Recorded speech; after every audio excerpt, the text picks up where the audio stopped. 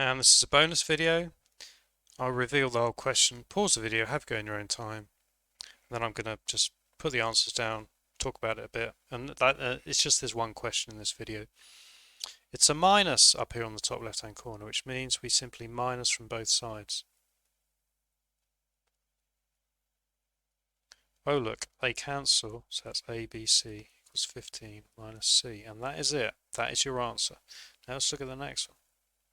Very similar principle, which is that we do it once to both sides, because that's what you do when it's a plus or a minus. Oh look, if you've got a C and a C, it means you've got two of them. Sit there. Let's just move this up to give ourselves a bit more space.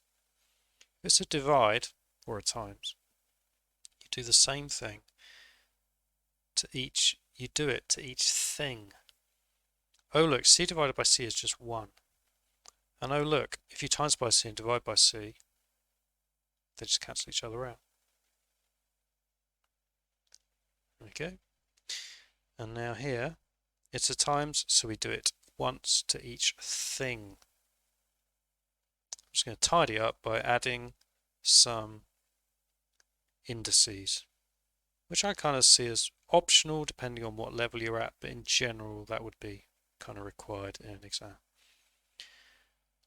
I can't actually think of any extra to say there, so just another reminder, there's plenty of bonus lessons, and you can always look at my book, my other playlist on YouTube, and there's a million and one other teachers out there as well to help you with your maths. Good luck.